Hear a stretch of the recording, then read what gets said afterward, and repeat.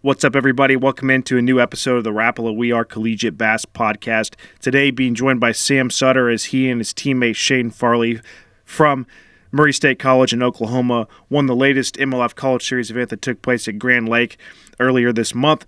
We'll bring Sam in right now, man. Emotions, thoughts, getting your first major victory at the college level, both for yourselves and for your team, definitely a major accomplishment. For sure. I mean, we knew kind of this early coming into college, we just had to keep getting after it. All the older guys always told us, the more you fish, the better chance. You got to fish a bunch of them before you get your first win. And this year we've had a lot of really good opportunities put in front of us with a couple of these major tournaments coming to some home water. Grand Lake was a pretty big one circled on our calendar, and we knew it was going to be pretty interesting. And the fishing was pretty tough, so the emotions were high coming back in that day, and seeing the family was pretty good, and bringing home the win on some home waters and protecting our state felt really good to me.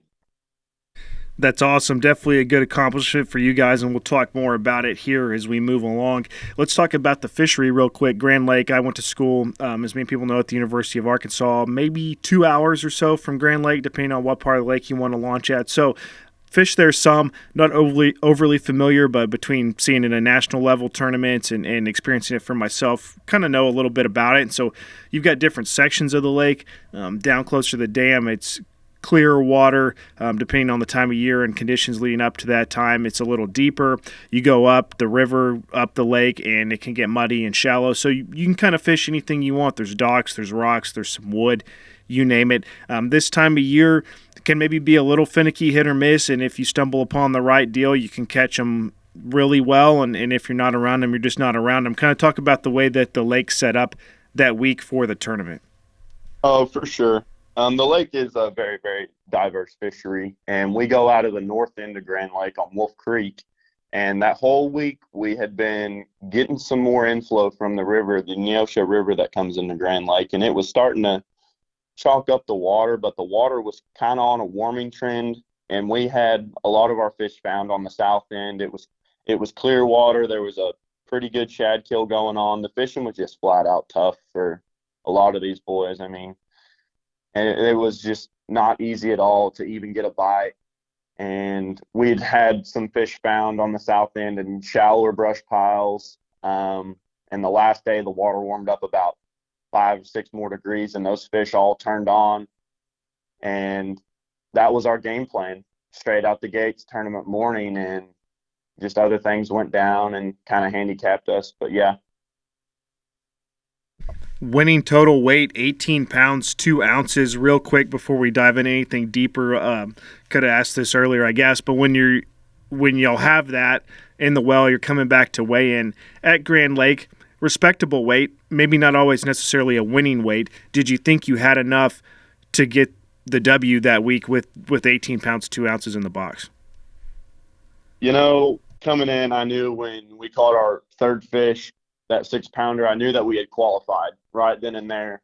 I, kind of had that feeling, all right, I think we're going to make it. And I just kept my head down, and my partner kept his head down, and we pushed through the wind and ended up getting 2 more. And I knew probably someone would have them. At least one person out of the field would have that 20-pound mark, and that's what I was expecting. And coming in, a lot of guys talked about how bad the weights were, and it kind of just lit a little spark in my mind that, okay, we might have a legitimate shot. And I saw that 16 was leading it, so when we came up with 18, it felt pretty good. So, yeah, very tough. It doesn't surprise me with how fishing was that 18 won it. That's for sure definitely probably the toughest I've ever seen the lake fish. So 18-2 is great on a day like that. But, yeah, this time of year I was expecting a 22-pound bag to be brought in. Yeah, we've seen it before that time of year of which y'all fished in the past. There's been different major national level events. particularly Bassmaster Classics come to mind, and we've seen them do a little bit of everything. As we talked about, they're down by the dam working jerkbait really slow and methodical and catching bites, and we've seen other anglers like a Jason Christie go up and throw a spinner bait just as you think you would that time of year, work it real slow and get a lot of bites.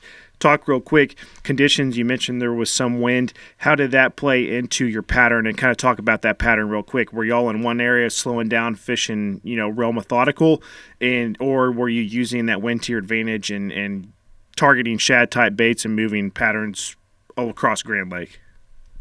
So the story for that tournament day was we were running all the way south as far as you can go to the dam. We had fish found on 10 to 15 foot brush piles on a little bit steeper banks, and a couple of our fish had moved up on some long tapered banks with that warmer water. And we were going down there first thing that morning, ended up losing a trim bolt on my Mercury, and we had to shut down early, and we had an unbalanced hub because a piece was missing, and it stranded us about halfway through the run. We got shut down around Chingalaw and trolling motored to a bank and started fishing. And for about the first hour and a half, I was calling marine places looking for parts, frustrated at myself. And we just put our heads down and fished what was in front of us. And we rolled up on a point that we had both never been to ever. And it had a couple PVC trees on it, brush piles on a big main lake spawning flat. And I put the A-rig in my hand and just started shining through there, and kind of found a little bit of something in one little piece that had a really good population of fish on 2 or 3 sets of brush piles. And we worked those same brush piles all day and got the 5 bites that we got. My next question was going to ask, because the tournament was hosted in Oklahoma, where Murray State College, which you attend, is located, did local knowledge play a role at all? But you kind of answered that question there, as there was a little bit of luck to it, whether for better or worse, and ended up working out in your favor to where you just had to fish what was in front of you due to those boat difficulties. So you mentioned catching a 6-pounder. Man, give us the real quick story on that. Who caught it? How'd y'all get it in the boat? Was there anything exciting tied to it? So all day, everyone knew that the wind was blowing, and about 11:30 rolled around and the wind really started blowing. And this bank was truly a main lake bank, and we were just getting beat by the wind, trying to stay on it. And our best brush pile, believe it or not, had a dock about 50 yards from it, maybe a little less, and the brush pile was tucked right up on it. There was a straight south wind coming right down the lake, blowing right on that dock. And the only way to set up on that pile was to get between the dock and the pile. And so that's what I did all day. And I'd set up on the pile. The pile was probably 50 foot in front of me on my forward-facing sonar. And the wind was pushing me back into this dock. And my partner was back there trying to catch the boat, slamming into a dock. And I had that fish working up towards my A-rig on the screen, and I kept watching her. She was right at the boat. He kept yelling I was going to hit the dock, and as soon as he yelled, I swung, and it was a 6-pounder. I hit the trolling motor, went straight to 10, got us off the dock. She wrapped up in our live scope transducer, and as soon as I get her out of the transducer, she comes up and does one big jump and falls off in the net. It was just kind of one of those stories you'll tell, man. It was like, it just happened like that, and it was great.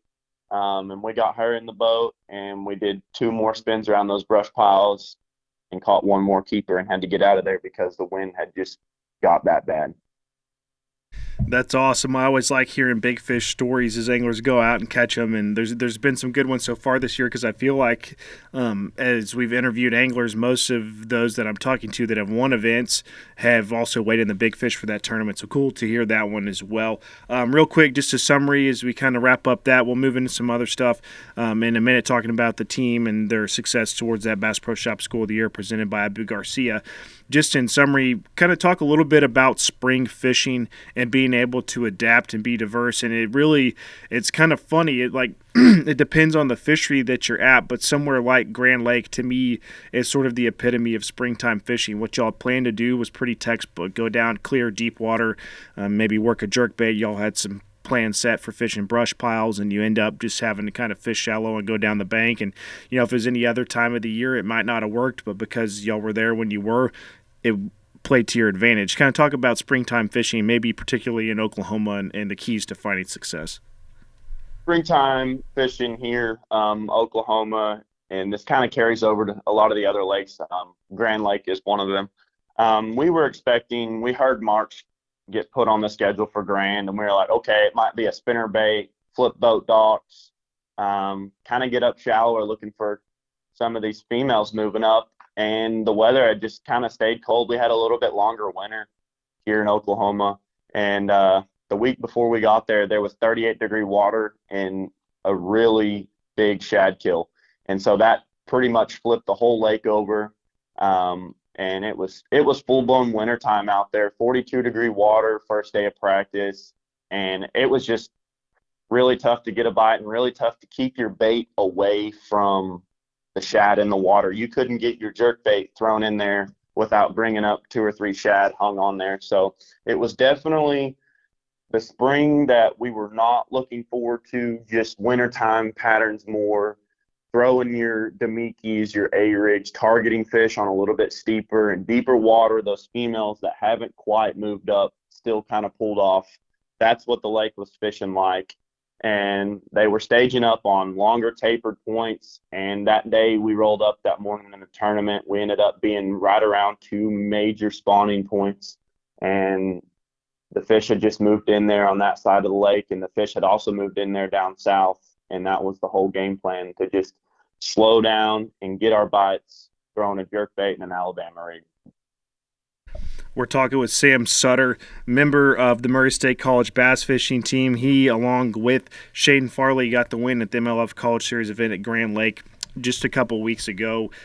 Total weight for 5 bass went 18 pounds, 2 ounces. Also earned them valuable points to count towards the Bass Pro Shop School of the Year presented by Abu Garcia, of which Murray State College is currently ranked 26th, almost inside that coveted top 25. A couple more major events on the schedule coming in the next couple of weeks with a shot at being able to crack the top 25 when it's all said and done. Sam, real quick, contributing to the team, valuable points, first place, obviously worth a lot. What did that mean for you and your teammate, as well as the entire group there at Murray State College, towards the goals that y'all want to achieve in the national rankings for the Bass Pro Shop School of the Year presented by Abu Garcia? I mean, it felt great, to be honest. I mean, just coming in last year, everyone here at this school is just kind of, a fresh group of guys. Team hasn't really been around that long. And we've just fished and fished and fished, had our butts kicked, had our all right tournaments. We've traveled all over. And just to see the team growing as a group and understanding these lakes better and bringing more valuable points back to our team, showing the progress that we've made, has really meant a lot to me and my partner. I want to talk more about the team in just a minute, but let's kind of work our way backwards. We'll give a history of the team almost last, but we'll start at the present. For people to be able to learn about your school and know more about it, getting out on the national level and having that success. I know that for us at the AFCO Collegiate Bass Open here at the ACA, y'all had a team in first place going into the final day of competition there at Lake Darnell last fall, and that was one of the first times that a team from Murray State College has kind of been right there knocking on the door with a chance to win. They weren't able to do it. A couple months later, now fast forward, and y'all have. What does it mean to have that success on a national level for people to learn more about you guys as y'all are a junior college, to get the name out and have some notoriety to Murray State College located there in Oklahoma? That victory that y'all accomplished is helping to achieve that. It just shows that, Oklahoma pumps out good anglers each year, and I think we had a good group of guys, and the way these schedules set up, we had a couple, good fisheries on the schedule that we had some good teams that are comfortable in it, but it just shows that everywhere else, all these larger schools and other guys trying to get into college fishing, that you can go to one of these smaller 2 years and make a name at that school and just get better as a team. But I will say, being in the state of Oklahoma with the lakes that we have has been a tremendous help. We've got guys from all over the state that know a lot of these river systems and other lakes, and Oklahoma sets up like a lot of these places we get to go to. And I think that's what has really put our name on the map, because we kind of get to learn everything and understand everything And so being able to go out on these larger lakes against these bigger schools and compete like that just means the world. All right, now let's get to the specifics about your team and the school there. Like I said, a junior college, Murray State College, located in Oklahoma. Of the smaller variety, like you said, a 2-year school where you guys go and compete. Just kind of give a little background where y'all are located, some information about the school, and if you kind of want to top it off with your journey to end up where you're at, being a part of the team now.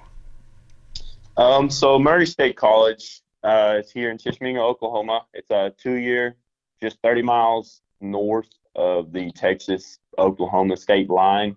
And we've had this program for about 3 years now. Coming out of high school, I knew I'd kind of wanted to, try and make it college fishing somewhere. And I found this little school and got in touch with the coach. And we just started with a couple guys. And now, we start off our first travel season last year as a team. And now we're recruiting guys for this year and next year and the years after that. And it's grown so much as a team. And down here, it's really not that big of a school. We've got lakes all around us, 40 minutes northwest, southeast, wherever we want to go. I'm very thankful for that. We do have a lot of waterways that we're able to go out and practice on almost every single day, and I think that does show a difference at our big tournaments. But it is mainly an agriculture school here, and a lot of people come for business, and they started this team 3 years ago, like I just said, and it's just taken off from there, and the town's getting more involved with it, and everyone likes seeing the fishing guys rolling out. Very cool to hear for sure. I like seeing these new teams pop up and have success and go across the country, and as a lot of people have been involved, like myself. Back, I was in school 2009 to 2013, and that time when I was in school, there were new schools coming up, and since then there's been plenty more. So awesome to hear about teams just getting a start and finding success out here on the collegiate trail. Let's wrap it up with this. Speaking of success, at the end of the season, we've got about 2 months remaining in the Bass Pro Shop School of the Year presented by Abu Garcia. What are y'all looking to accomplish? Huge stretch of tournaments here over the next 10 days to 2 weeks with several major tournaments across all 3 of the major college trails taking place, and then obviously working towards the end of the season, Triple Points Collegiate Bass Fishing Championship presented by Bass Pro Shops to take place at Lake Hartwell. What success are y'all looking to achieve and attain as it pertains to the Bass Pro Shop School of the Year presented by Abu Garcia? Is that get in the top 25? Is that get even higher? Maybe be the highest finishing junior college? Kind of talk a little bit about what y'all want to achieve come season's end.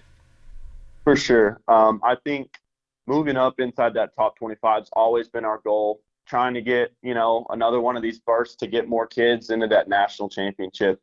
The top 25 for our school, I think, is very doable with how we've been rolling lately.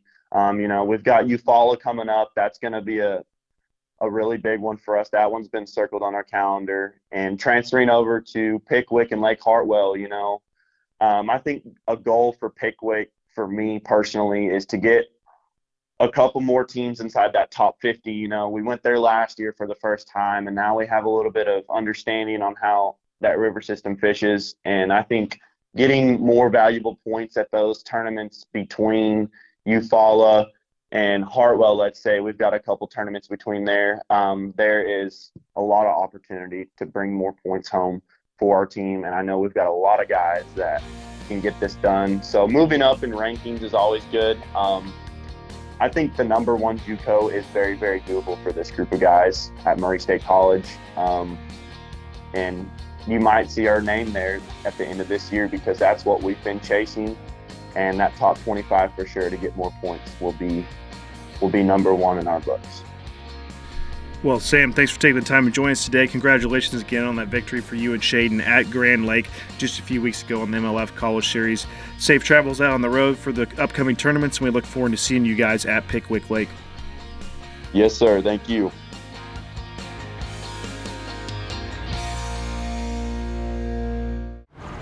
Welcome to Minnow King. How can I help you? Everything looks good. I'm friggin' starving, man. Been spawning all morning. Ugh, TMI, bro. What do you want? I'll take a Crush City freeloader and gizzard shad. Anything to drink? Water. Pull ahead, please. Welcome to Minnow King. We're gonna have what he's had. Yeah, throw me in a net BLT too. Pull ahead, please.